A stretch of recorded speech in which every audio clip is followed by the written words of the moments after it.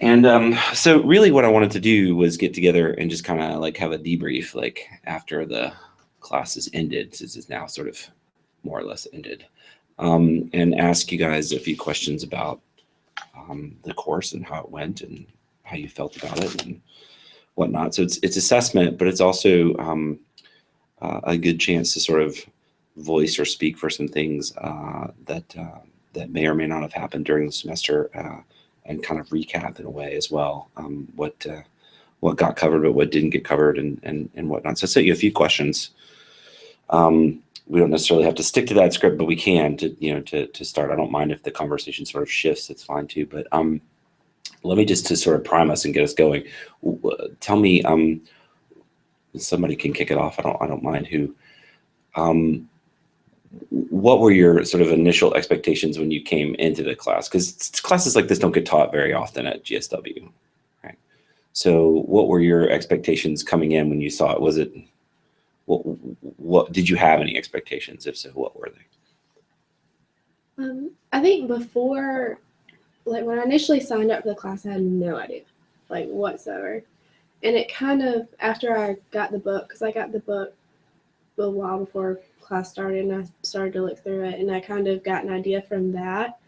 And I realized it was, I knew it wasn't just going to be a class talking about how much we all love Harry Potter, but I saw it really was an application of it, which I enjoyed because it helped me, it kind of brought in a bunch of different things. It wasn't just philosophy. It, well, it was philosophy, but it, taught me things that I can apply to other literature classes, I think. Yeah, no, that's cool. Yeah. When I first before the course started, after signing up, I didn't really want to put too much expectation into it because I didn't know how it was going to work out. Plus, I know this is still like an early time, not done much yet, so I knew it was still sort of like in the alpha testing or something. Only limited students get to go to it. But I went on ahead and did what not to expect. At least that gave me a little narrow down of things. So I just got the idea that, okay, this is a Harry Potter course about Harry Potter, for Harry Potter, of Harry Potter, and we'll be talking about nothing but Harry Potter and blah, blah, blah, blah, blah. And I just threw that idea out the window because I knew there was going to be a lot more than just that. And I was right. And you saw that as a good thing, though, right? Yes, because it's called the philosophy of Harry Potter, and philosophy has many branches out of how it can be understood, how it can be said, and the fact that it has so many ways means there's just as many ways the course could have gone. So I just took the obvious, ridiculous choice and just said, nope, that's definitely not going to happen. And I was right, and I'm glad it did, because if it did, well, technically it would still be a form of philosophy, because again, it's one interpretation over another. I would have just been a bit disappointed seeing that that's as deep as we're going, just talking about Harry Potter as the surface, not breaking it down, but we did. So it was a good thing. I didn't know what to expect at all because I've actually this is my first philosophy class ever, so I didn't know when it comes to philosophy. I'm a engineering major, so I do a lot of math and science, and so I don't think about philosophical things a lot. So this is my first chance to do that. And that's probably why I didn't have much input during the class, but I still enjoyed thinking about things and doing the QQCs and stuff like that. Expecting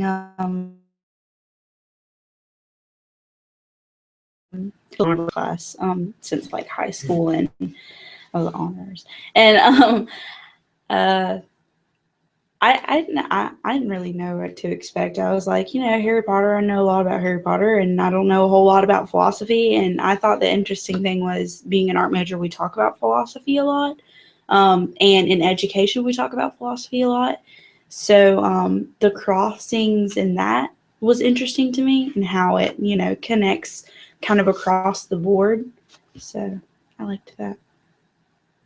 Had you all, any of you, experienced a class, like a literature class or a criticism class at some point where you've been sort of looking at a text, like a book or a movie or even a song, even where you break it down into its sort of subliminal meaning or cultural meaning? Or, I mean, have you done that kind of stuff before?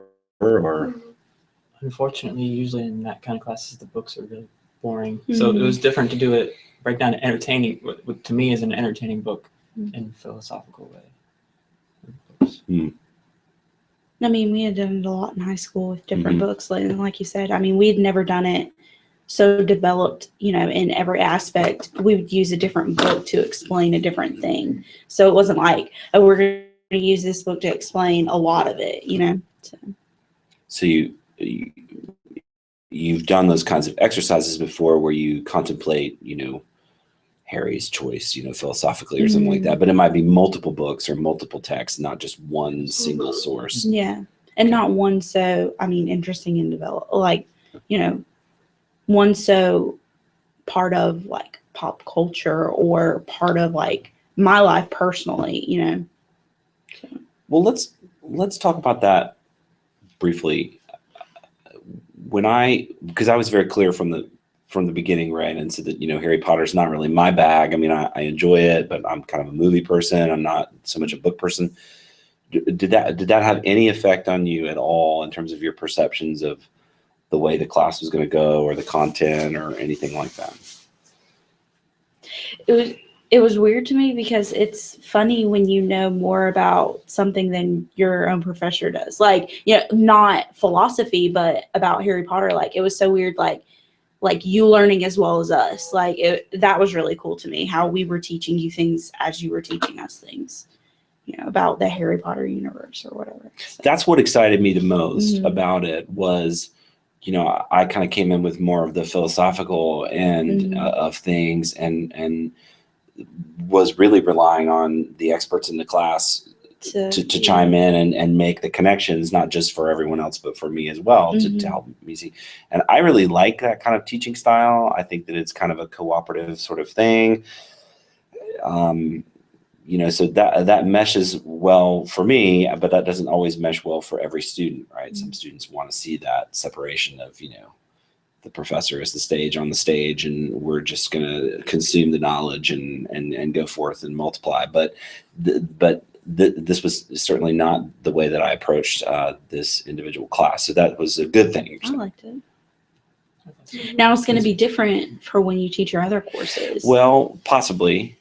I mean, obviously you're going to know more about Star Wars than you did about Harry Potter, and you're going to be able to be in the, like, really nitpicky argumentations about things with your students. You know what I mean? Yes. And you'll have, like, a firm opinion. You know what I mean? Yes, but I'm not so sure that my opinion is what needs to come out. Oh, yeah. Do you know what I mean? Yeah. Like I think that sometimes... opinion don't need to be said. Yeah. I mean, I think sometimes students wait for that moment when the professor just sort of like spills it out and says, this is my POV on this topic or subject, and they write it down because that's what they're going to regurgitate in their paper because that's what they want. You know, that's what they think the professor wants.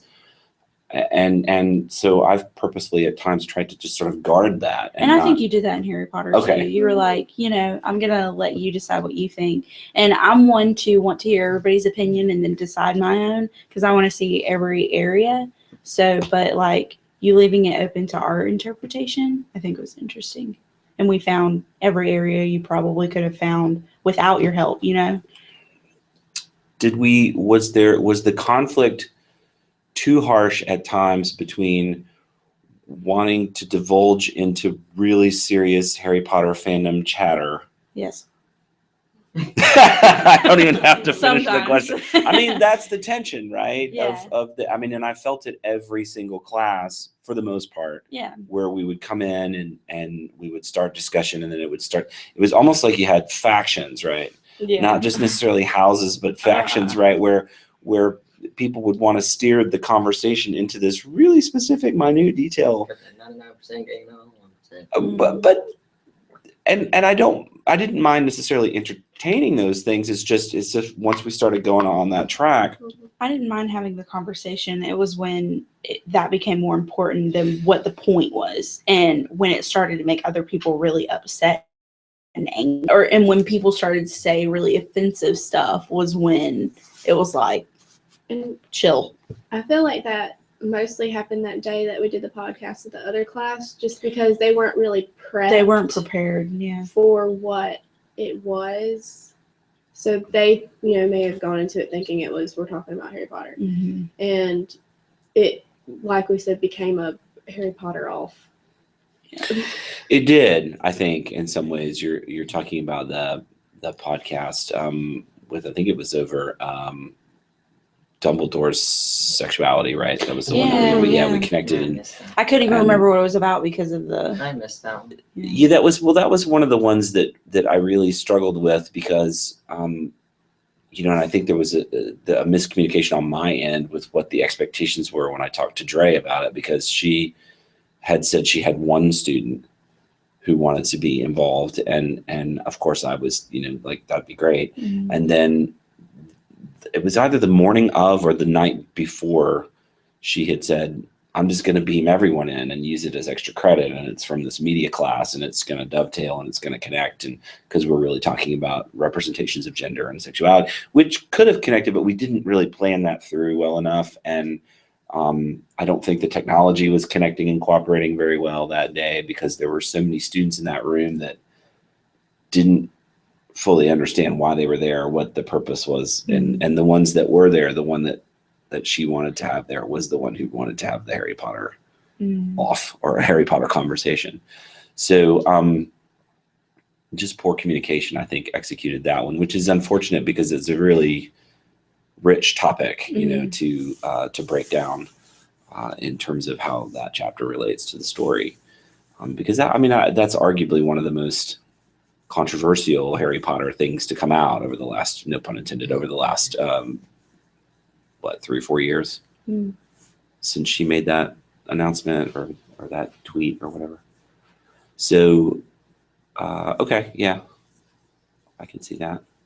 And then of course, we would divulge into arguments. So that's when I would get impatient as well, is when we can let Hannah in if you want. She's like, no, let me in. We can pause for a moment. It's fine. She must use the unlocking spell. Unlock us the doors. That's okay. Oh, did you feed it? Oh, okay. Reindeer? There's a deer in my yard. That's really cool. It's really cool. That's really cool. I'm so. My friend saw it outside of the door during the video I posted on my channel when I was in the video. That's cool. We're making this. Like we were recording the video. So that's okay. So we started. We were just actually talking about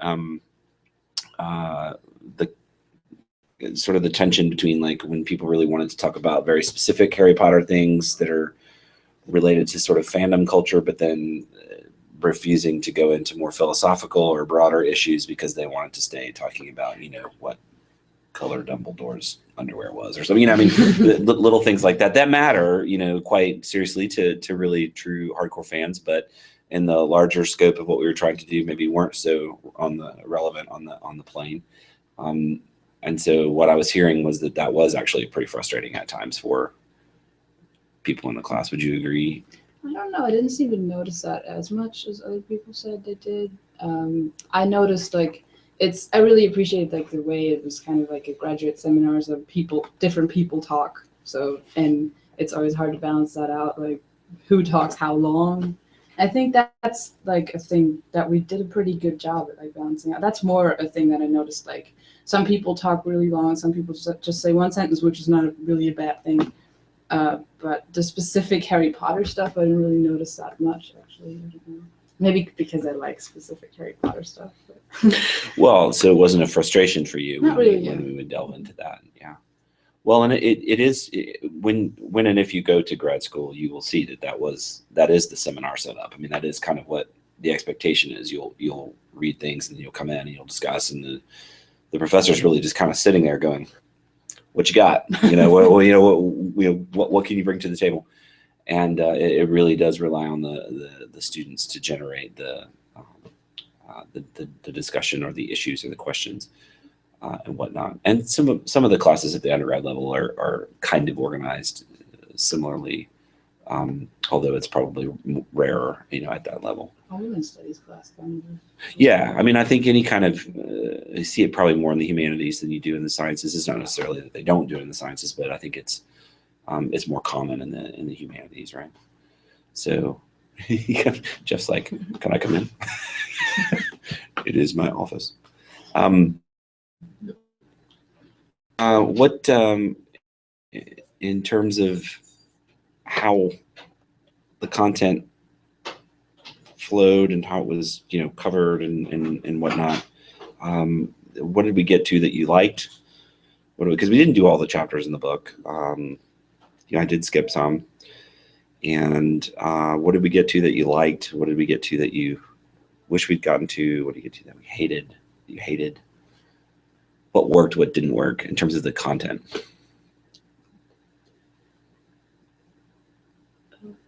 There were some chapters that were just like really great, and I really liked the first one that we did. And there were some that I felt like I could have like talked on. I could have done a couple QQCs in different ways.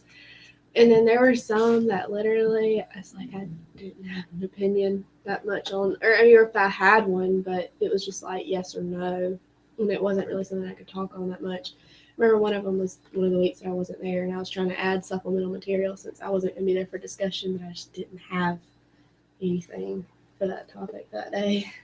Do you remember what the topic was that week? It was, I think it was to do with Dumbledore and politics. Okay, yeah. And I didn't have a strong one way or the other opinion on it. And it was just something I guess I never really looked into that much. And I just didn't have a whole lot to bring out. Like I maybe could have if it was like a longer research assignment and I had to, think on it for a couple weeks. But just for, to come up with a stance and a statement for commentary, I just didn't have a huge one. Well, that's interesting because the majority of QQCs from that particular chapter were angst ridden. Nobody wanted to read that. Nobody wanted to talk politics. Nobody wanted to even really contemplate Dumbledore's libertarian. There were a few that kind of got into it and poked at it a little bit, but the majority of folks really complained about that one. And I don't know if that speaks to just political fatigue that we have in our culture. Nobody really wants to it's not something you on a Friday night, right? It's like, let's talk politics. You just don't really do that, right? I don't know, maybe you do, but in our English class, we were taught that don't try to talk about politics or religion when you're in the U.S.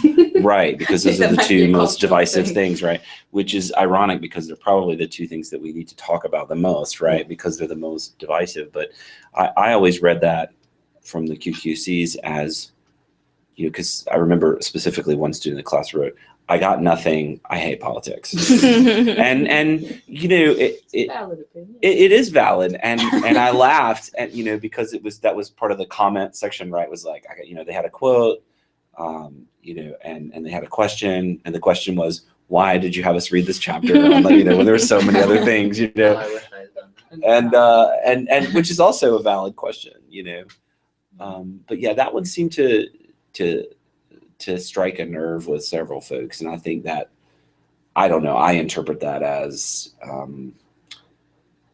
political philosophy, political discussions, regardless of how potentially important they are, I think they fatigue Americans. But maybe it's because Harry Potter is kind of our shelter and refuge from worldly problems. So, we don't want to. And so if you possibly start to consider that Dumbledore is dictatorial or a libertarian or something, then it ruins it for you. Not by me, but that's how I could see it. That's true because it's like this soft thing from, that we grew up with. We don't want to connect it to our problems now. That's actually Let's go to my childhood. I mean, did you find instances where that happened, where you were in the class and you said, "Oh, I never thought of it that way when I was a kid, but now I can see that connection and it makes me see the story differently or that character differently," The or parts that just ruins things in a way. did it ruin it? Yeah, I mean, no. I think for one point, this is literally a ridiculous point, but I think it was Victoria who said it. One of the characters turned from a wimp to a hottie. What was it? Neville. But I think Neville. she's talking about That's in the strictly movies, the actor. especially the actor. yeah. You know, and I'm just thinking like, why say that in the first place?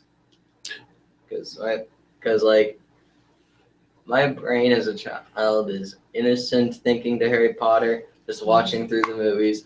Then start trying to think about Then suddenly think about actors and As puberty. Just somehow ruins the immersion. Right. Because think about the actors themselves rather than the characters of the movie.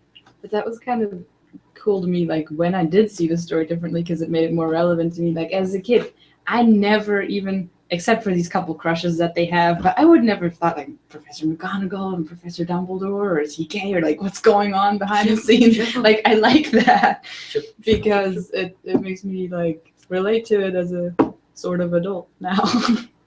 And I think it's relevant because, it's kind of like you're following along with Harry because when he's an 11-year-old, he's not thinking about that necessarily.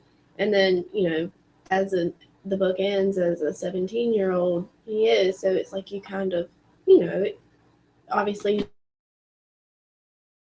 because that's not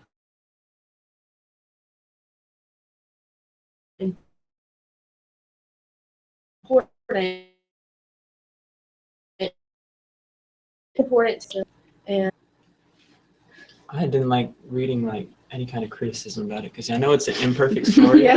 but reading like harsh criticism. It's like, why are you saying mean stuff? Why are you saying mean stuff? Like, why are you Don't say assaulting me? that. Can you give me an example? I don't know. One of the chapters are really, I'm afraid to say it, but the feminism chapter, I didn't like that they criticized Harry Potter for not having like a whole bunch of strong feminist women when there is one, Hermione is, but I just felt like they were trying to push something on it Push that it wasn't that it's already. a feminist book or something, Yeah. like it's really mean. Or And I didn't sexist. agree with that at all. I felt like there are several strong, and I felt like, and they were talking about how polarized it was.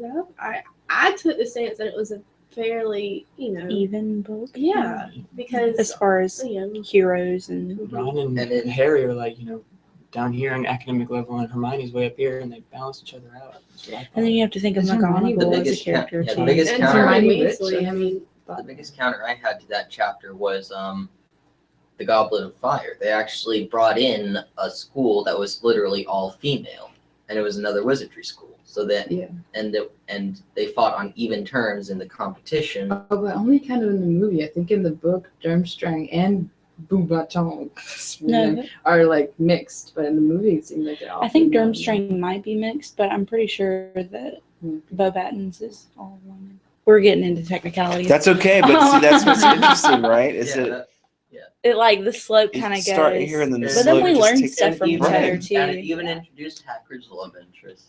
Yeah. Yeah. But I think it's indicative of the fact that if you start with a broad philosophical question, and then it Mhm. takes you into digging into the specifics of the story, Mhm. albeit even if it's a way to sort of defend the Your point, criticism, yeah. like you have sort of a protective bubble around it. It's sacred in a way, right? But that's sort of the genesis of it, is that it asks you to ask those questions. And I think it's funny how you can start here and then you start getting down to talking about, the specifics. I guess in some ways I was thinking that it might go the inverse way in the class, like that we would start with maybe something really specific and then end up in the broad, but it always went the other way around. Like I would always start with like, okay, here's some of the conceptions of the soul, right? And then we'd end up talking about Voldemort or something really specific in the story. I think one thing about like the book specifically that we had that like our textbook or whatever, it seemed like some of the like critics or like experts, some of them would say really like they wouldn't elaborate, or it seemed like sometimes we would run into parts where we're like, I didn't really understand why he said it that way, or like a couple of them would say really like, I don't want to say this way, but dumb stuff. Like, I mean, there was one that I can specifically think of that was like, you know, if Dumbledore, there's no woman Dumbledore if he's gay or something like that. And like just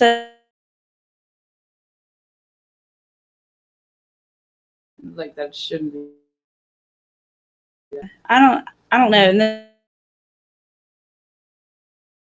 then some I remember like actively reading him. Like, I remember some people mentioning he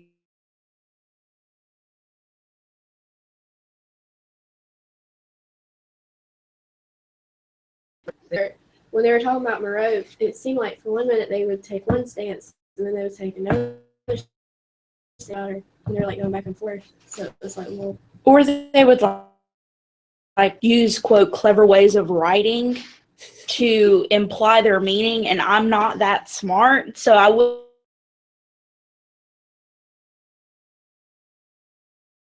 is like, I mean, I don't know, like it seemed like in some of them they wrote in a certain style to get across a certain meaning, but I was over here dumb, like why are they writing it that way? Like I don't know. And then once someone pointed it out to me, I understood. So I don't know. Well, it's really interesting how to address those issues because we only have an hour, right? And we're only meeting once a week. So we have constraints already. But so try to like lay out some of the broad philosophical issues, like 3 to 4, right? And then once those are explained, then you want to get to how they do not apply to anything in the story. And the last thing that we don't really ever get to is what's at stake for the author of the article or the chapter. And that's a really critical question that that in a graduate seminar we would get to. Sometimes we might even start there, right? Yeah. Like, who is this professor? Why are they writing this article? What is their main bag of study? Why are they writing on this particular topic or issue? And a lot of times that is very revealing in terms of because oftentimes they're writing in a very specific style to provoke or evoke certain things that are relevant or pertinent to their research agenda or whatnot. I think I do remember the line you're talking about. It's the last line in that chapter. I think. Yeah. And it's just sort of an open-ended statement that he doesn't explain, he hasn't given anything before it to like lead into that. And it's like, you're leaving me with this really offensive open-ended question. Like, of course don't. And I think that was the bait, right? I mean, I think he wanted us to chomp on the bait and get hooked and start talking about how it annoyed us, and then it leads us into a larger discussion about how the content of that chapter relates to issues of gender and sexuality. But that's what I mean by like writing uses of writing or whatever. Like, you know, I don't know. I would have known that had you not explained that to me. That he used that as a mode for us to discuss, not to be offensive. Like as a rhetorical strategy. Yeah. Are you going to use that series of textbooks? I don't know I'm hearing sort of mixed things that it was.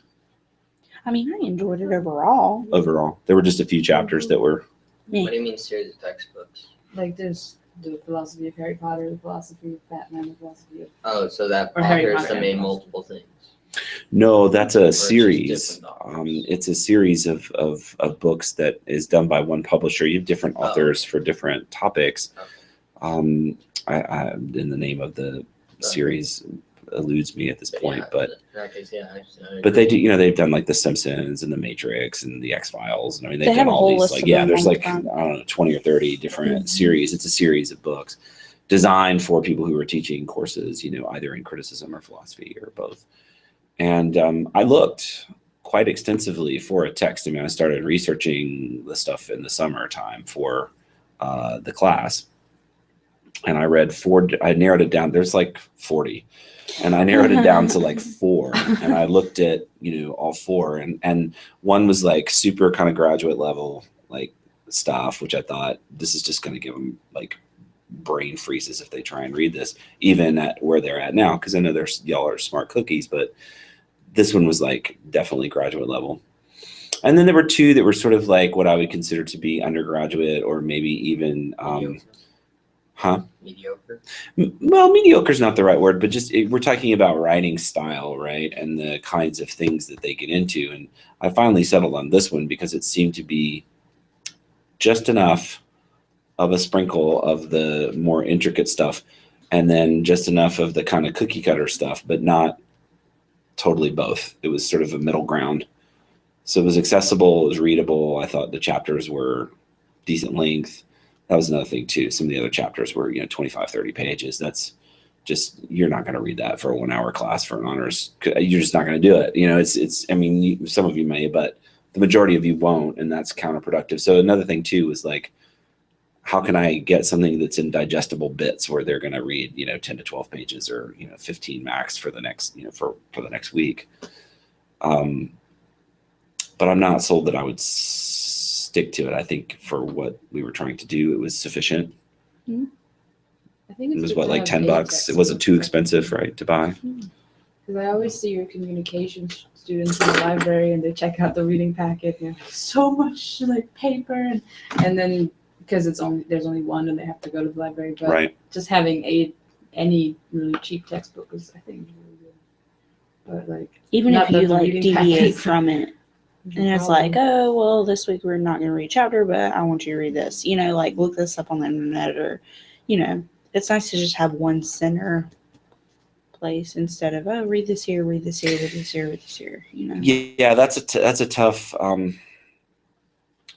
road to travel, because there are some classes where there just isn't, in my opinion, an adequate textbook. Yeah. Or if there You're is, right. it's like $200, and Yeah. I don't want to, Do that to your I students. already have to pay Completely enough. understandable. I do think they're complaining excessively about the reading packets, like- because they don't have to buy a textbook. Well, there's that. I did kind of learn. I mean, that sidetracks us a little, but I do think that it's related to our discussion in the sense that you're trying to create something in digestible bits. Mm. And I am aware that I'm not the only class that you take. So it's like, okay, realistically, how much time would I expect them to like dedicate towards my class? Because it's only fair. You're taking sometimes 5, 6, 7 classes. I think it's different with this class too, because your students wanted to take this class. Like it wasn't, we were like, oh, Harry Potter, yes, definitely. We're more willing to read that content than say, Hopefully. I have to read my art history book for history, or, a literature excerpt for my lit class. Like I was like, maybe I'll read it the night before, but at least it's something I want to read. Like I wanted to sit down and read it, even though it was 12 o'clock at night and I'm rushing to read it while trying to fall asleep. But it's like, we always like, we're more willing to provide time to read it rather than not read it at all. So because it was something we wanted to do. Well, I think that speaks to the basis of what Jeff Waldrop has said, from the very beginning, when I even inquired about teaching these courses. He had said, well, they should be something you don't normally teach, something that is almost, he worded it to the sense that it was almost kind of a brain break for you all, that it's supposed to be something that augments and supports what you all are doing as honor students, but that it should be enjoyable, fun. He didn't say fun, but I inferred fun, that it should be something that you all are passionate about wanting to study or talk about. And then the third thing, that it should still be somewhat challenging, right? I mean, it can't just be like a gimme class, right? I mean, there has to be something in there that you're having to do. So in this sense, it was writing and reflecting, right? I mean, that was the challenges, right? And to have adequate analysis or feedback from from what you all are encountering, and hopefully it's centering on something that you want to read about and talk about. So would you do anything differently then to the structure of the class? Would you change? That's one thing I would change that I already suggested this to you about using Georgia View with the discussion of pros and cons. One thing I figured is that if and say use the whole same thing, QQC, everyone is required to read the chapter, post a question, a comment, a quote, a question, and a comment to start off like an individual conversation, and then say, because this is rather online instead of turn in, there's also another requirement there, at least everyone's required to commentate or start another commentation on someone else either once or twice, like for either one other student or two other students, depending. And if they want to continue with their conversation on there, they can. It's not limited at that time. If they want to bring up a bigger conversation for that moment, they can, so they can keep going back and forth for however long they feel like it. And then come to the next class, you can use the projector, actually bring the conversations up for everyone to see, and then whatever one was the most popular decided, like whatever was the most commentated on or whatever everyone else thinks about. There's a new conversation, get everyone's opinions from those who didn't even see that or read it or commentate on it, and their words in, and then off of other conversations on there. And that also leaves it open for students later on.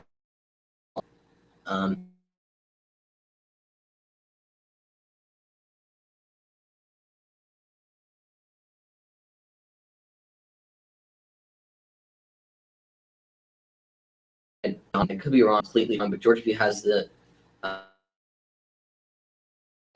professor when every student, you'll know that, and you'll know that you can see it, you can read it, and then you'll be able to read them up there, and it won't be as easy to forget when it's all there right in front of you on Georgia View. And also it can give you reminders about saying, okay, it is definitely, this chapter has to be read by this time, so go ahead and you can read it. Well, what do you all think about his suggestion of he sees more of a Reddit kind of? I've never been on Georgia View before. What? Yeah, My other that's, teachers don't use it at How do you all. use I use it periodically. It might be for- because I'm an art student, but none of my art Well, teachers maybe. use it. I know a lot of teachers who use it. Really? In the sciences, much of it. particularly. How much Yeah. do you like every day? Okay. I didn't know. It's a. I used it a lot at Darton, but I never used Georgia it View here. also has links to the tutor. It's a decent CMS. It's just I haven't ever used the discussion board. I mean, it's not that difficult to figure it out. It's just kind of predicated on any other. I remember the thread idea, model. that's how we did it with the video game course. Mhm. You know, remember Yeah. about it? That's how the whole starting off of it was when we were reading through the chapters and sections. We actually used that formatting in a response to it, and everyone else builds on a conversation, Right. is required to build off a conversation at least once. So what do you all think about that? I think that might be. I think it's interesting.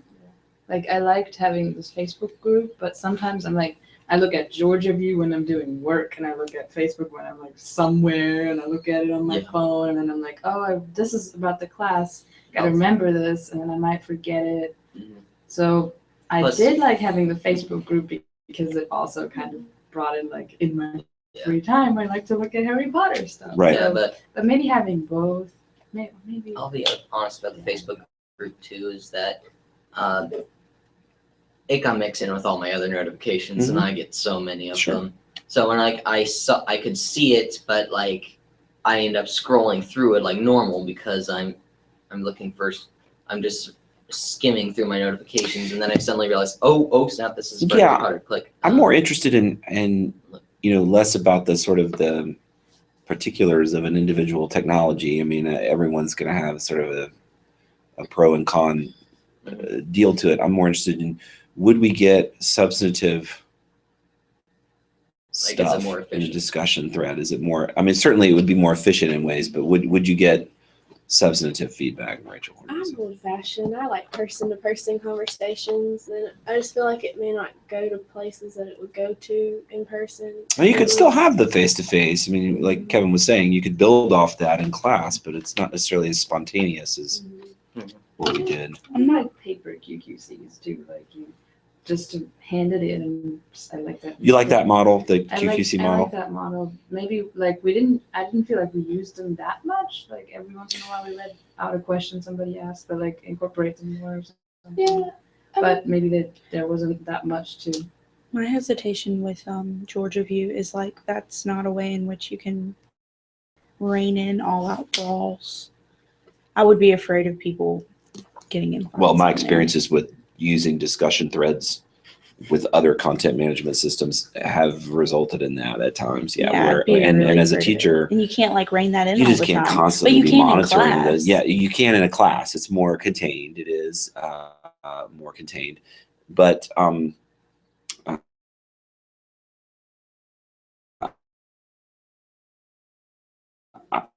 there's two suggestions that are potentially, how do you extend discussion beyond the classroom? How do you make it robust and efficient and convenient for people, right? Who can post in 2 hours after class, and it's and it was a great point, and they want to go back and make that point. It certainly enables that. At the same time, it's like anything else with social media, is you cannot control the message. Once it's out there, it's going to be owned by everyone, and so they're all going to be wolves and go after. And so it is more difficult to keep it mature, productive, and whatnot. But at the same time, it offers, if student A and student B want to get off on some digression about, Harry's underwear and what color it was in this book and how that means, I mean, then they can get off on that little thread and have their own little conversation, and we can choose to either read or not And then you can make that. make an alert. If you ever notice it, you'll put an alert saying, okay, this is a little explicit content here. If you read with caution. Yeah, I just think for me, it would be more of a monitoring problem. For me, it would be something. Yeah. Monitor a discussion thread that much. This though is that from what I've seen in this class, I've seen the students all very mature, and I don't think they'll be You've been lucky. as much. I mean, I'm just talking about this class. Oh yeah. Like other than This I have class. had, Yeah, a few. especially in Yeah, high a school. few. High school, oh my gosh, nice class. Tense moments in the class, Yeah. but not. But not They were few and far between, and they weren't nearly never, what I've never had so much seen as to online like here. throw a huge tantrum fight scenes there.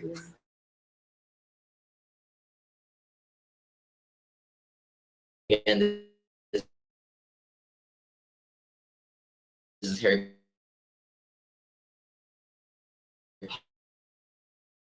I really doubt that's going to happen.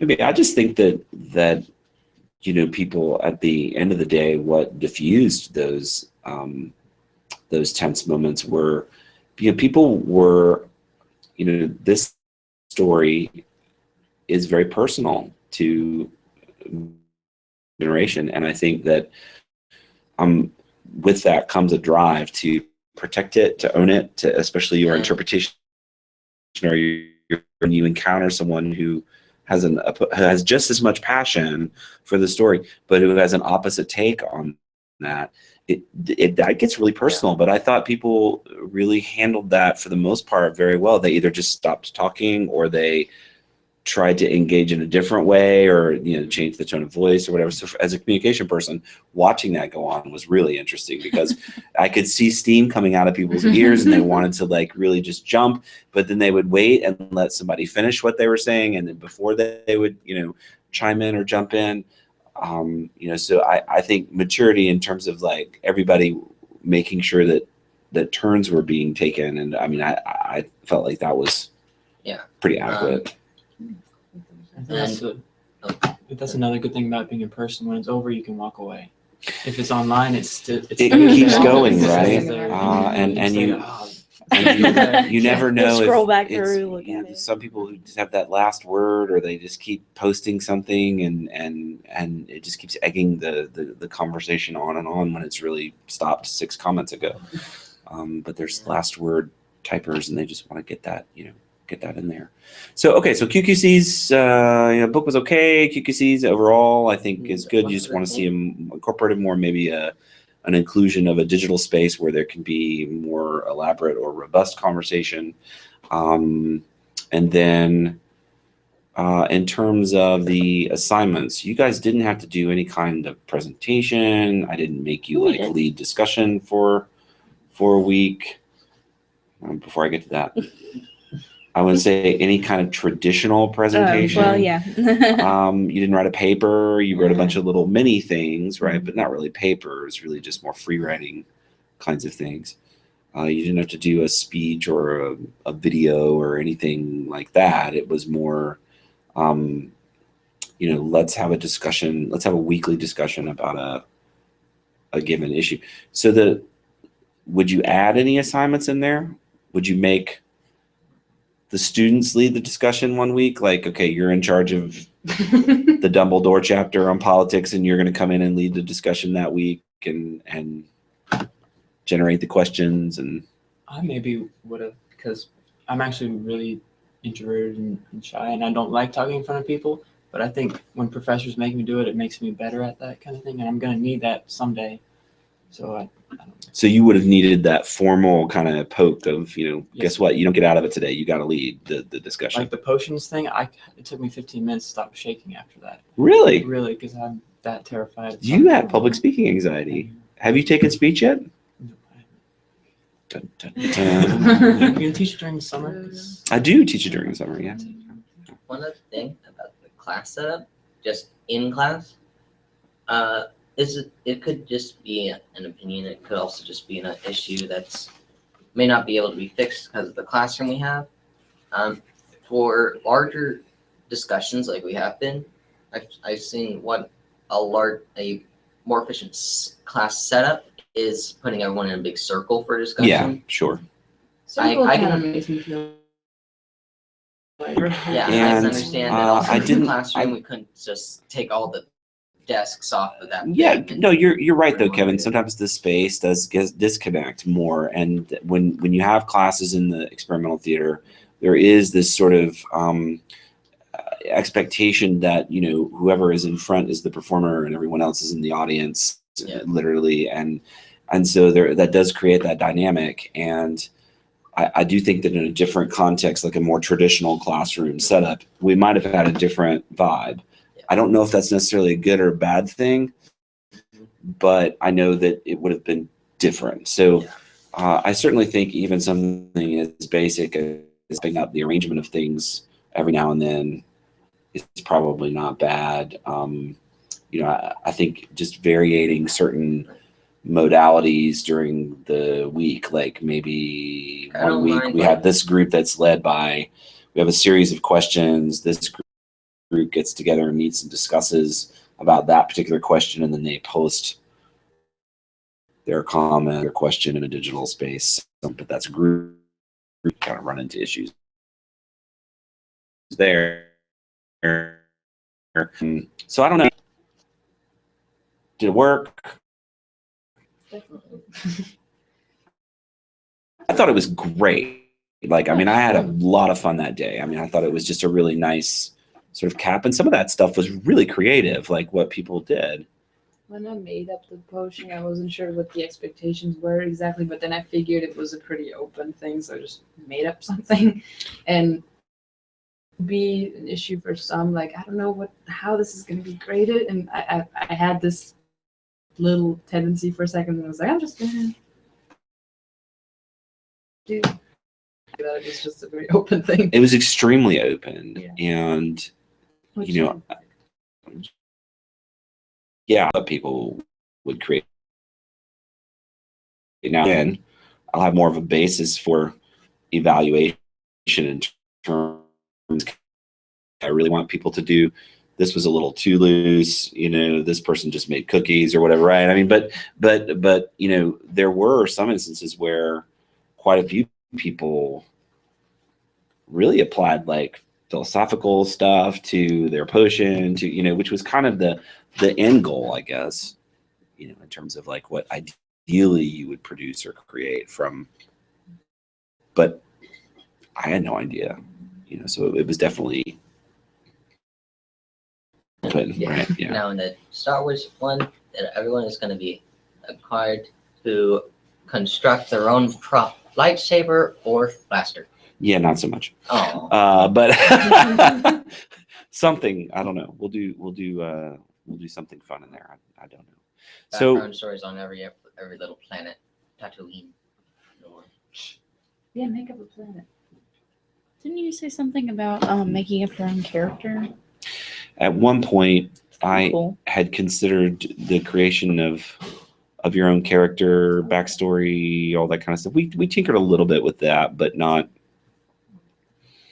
entirely. I mean, I kind of tried to tease it out on Facebook, and some people did it. Especially if they do a bio at the beginning of the semester, like what we did. That would be really cool. I also would like to try and incorporate the houses more next time.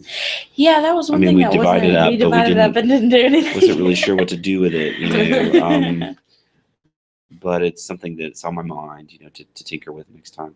But before we finish, because I know we need to wrap up here, I do want to ask you about the guests that we had and the podcasts that we did do.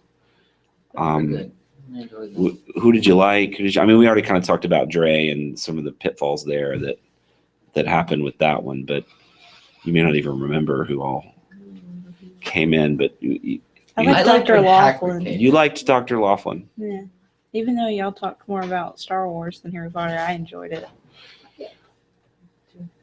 Yeah, we talked about a lot of other movies, but it was still really interesting, like applying that. I don't really remember the names of most guests.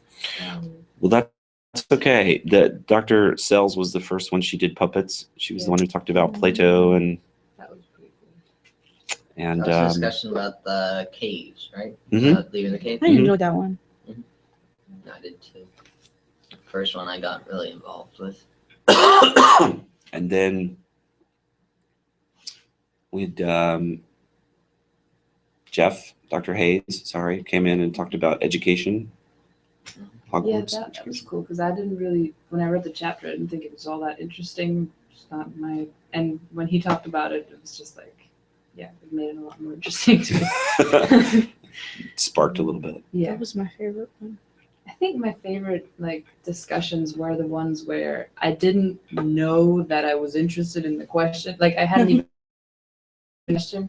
Like the does JK have authority to decide that Dumbledore is gay? I've never thought about this. That is reality.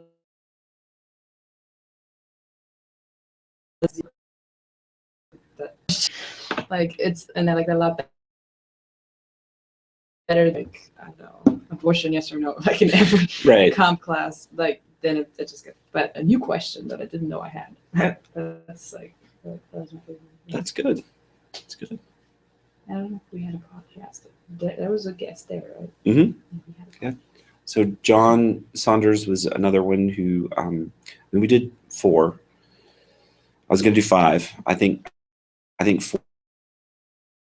We kind of ran. It would have been fun, but it was he got a job, so we were happy for him. So he didn't have as much time as he would. But John came in and talked about the the adaptations of stories and where the rules apply and where they He was a Snow White guy, right? Yes. Okay. I remember him now. Yes. Snowy White. He did his This is and the adaptations and versions of it.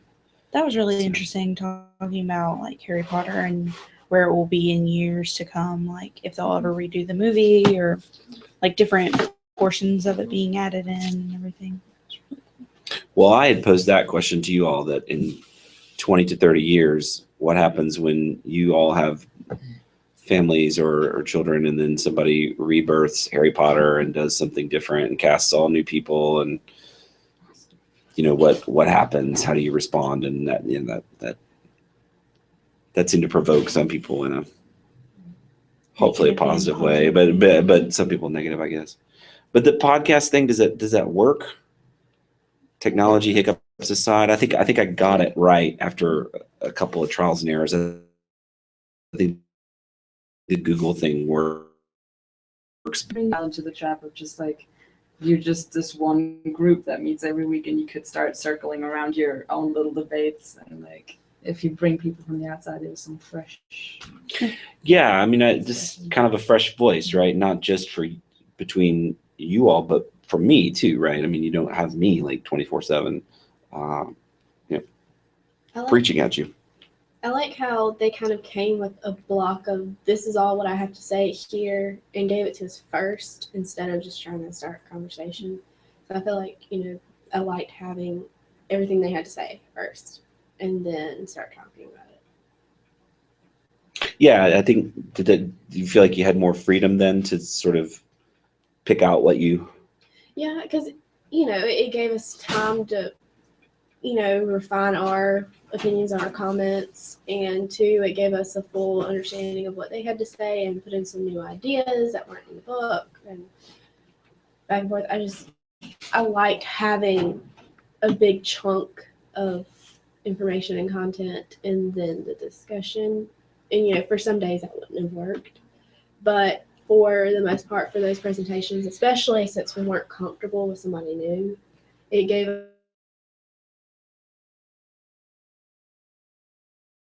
Seen some sort of outline or had some sort of teaser before we had a guest? Teaser in terms of like, what if because I toyed around with the idea of having each guest do a small, like 30-second to 1 minute video posted on the Facebook page that says, hey, this is who I am. This is what I'm going to be talking about, to sort of prime you, or maybe sending an outline of, these are the things that I'm going to break down or discuss. Or was it better to just hear it like on the fly spontaneously? I think something like that would be nice. I don't know if it would make a big difference. Like it would Okay. be good, nice to have. I think. It'd be good to have it. If you didn't have it, it wouldn't hurt. Yeah. Either way. Something like that. Mhm. Okay. So not imperative. Okay. Were there ever times on podcast days where you felt inhibited to say something because it was being recorded? What's inhibited me again? Go. Well, Where eventually, are they? eventually public. I mean, they're actually public now. I mean, Where? They're on. Well, they're on my Google Hangout page, which is public. I haven't made any. I of just them never knew where all our voices and stuff were going. private This yet. Video. But I recorded. I only recorded audio except for the final day I did do video because everybody was doing presentations and promotions. Mhm.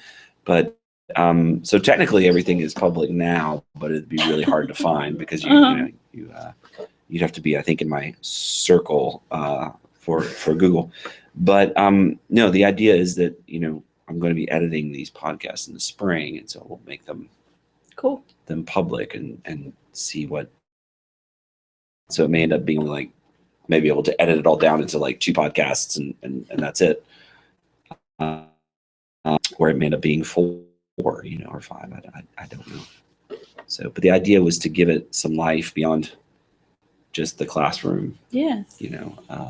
so that there was some. It'd be cool if another class somewhere else got to use them as a reference. That's cool. Well, you never know where the stuff will land. It is interesting. I just the other day somebody pointed out to me that there was an article that I published in 2010 in a journal, and Google does this thing now where they'll show you like citations or how many times it's been like cited, and it's been cited like 45 times. That's nice. cool. And it was like, you never know, like what you put out there is, It's it's going to gonna- be like, wow, okay, that, like, wow, that's pretty cool. But you just don't, once you put it out there, you don't know how it's being used, and unless people just sort of incorporate it in very specific ways. But okay, so podcast, positive. I think it's good to have just one or two guests because when we had that other class, it was like a big group on each side and kind of separate. Yeah, so we talked about that a little before you got here, but as you're in agreement, then we kind of thought that, I think the general consensus is that wouldn't work very well because of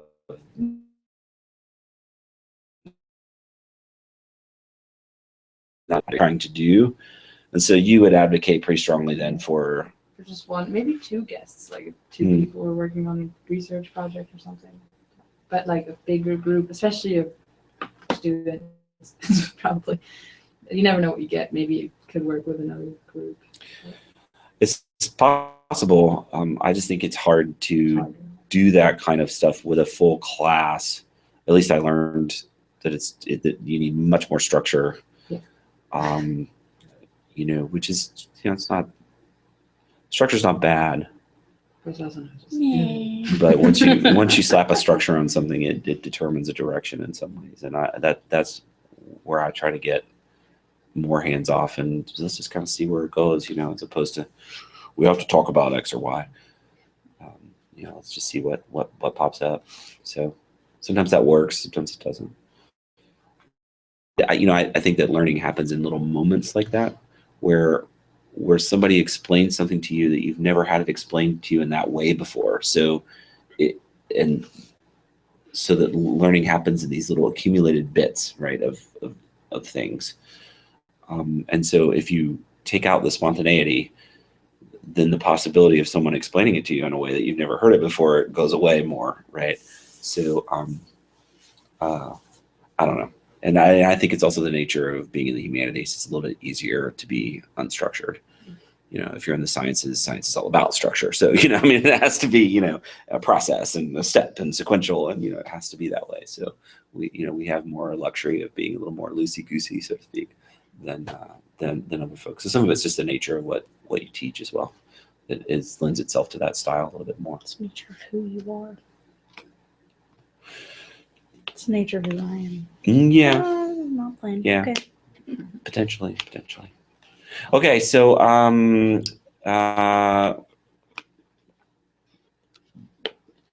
one last question. If I didn't do sweets and potions, what would you have done for a final project?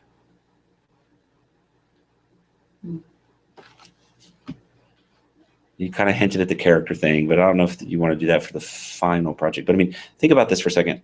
I was able to bring in an actor to play Snape, which I think I worked enjoyed that. pretty well, right? And then Ray came in Yeah, as I enjoyed Hagrid, Hagrid right? too. Some acting could be fun, like make up Aw. a deleted scene or something. For the Or, movie. like, I know we threw it around, but it would even be fun to have. I don't know how badly it would end, though. This is something I thought about all semester, just to see, play like Harry Potter seen it and see who won.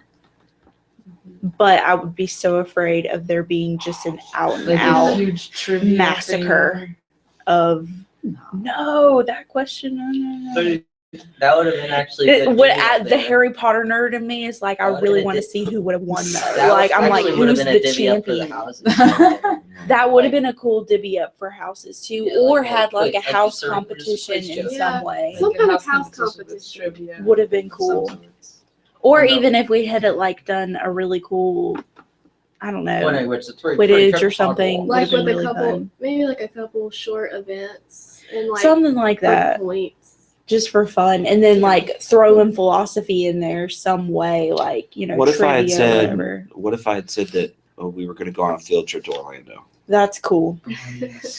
To Orlando, but- To Harry Potter World. To Harry Potter Yeah, World. that's very It's Is that in part of Orlando. Disney World? No, it's No, Universal. it's It's Universal Universal Studios. Studios. It's a different theme park, Okay. rides, and Well, I don't know. That's far and Far and expensive. expensive. 5 hours.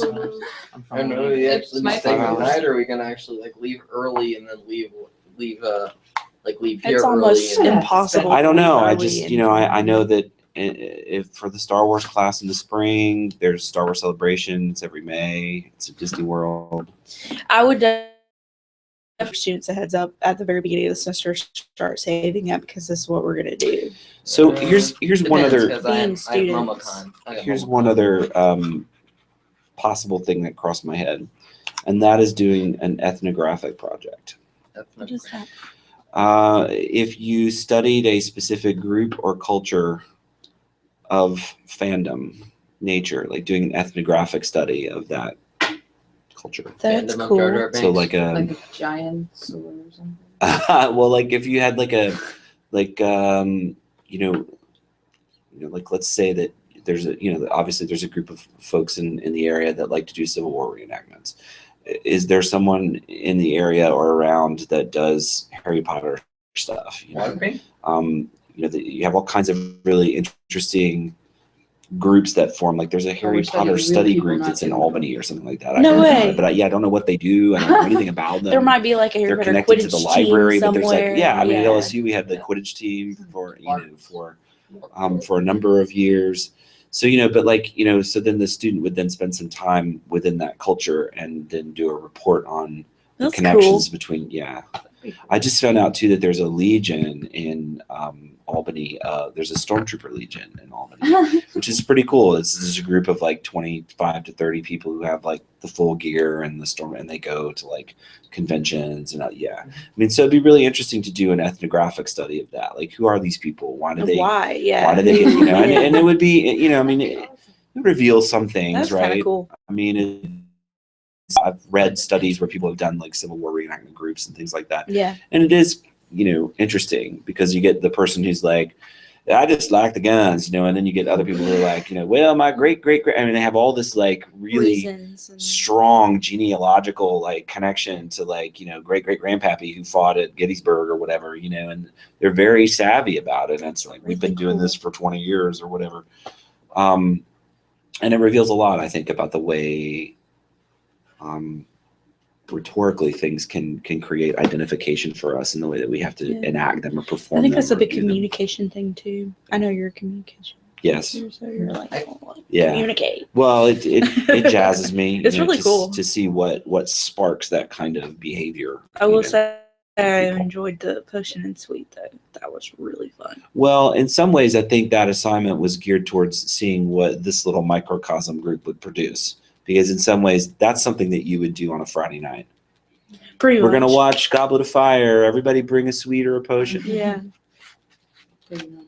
and then you kind of see what happens, and then it becomes a Pinterest contest to see who Pretty can much. bring the cutest thing or the right. I Yeah. mean, who could do the Instead of the actually soundiest being thing. like, where the fuck So we is could have done an ethnographic study of our own. Someone brings a projector and a smoke machine, and we just project the movie in the smoke.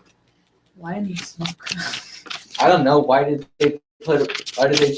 Disney World do stuff on the wall? Or I think it's somewhere.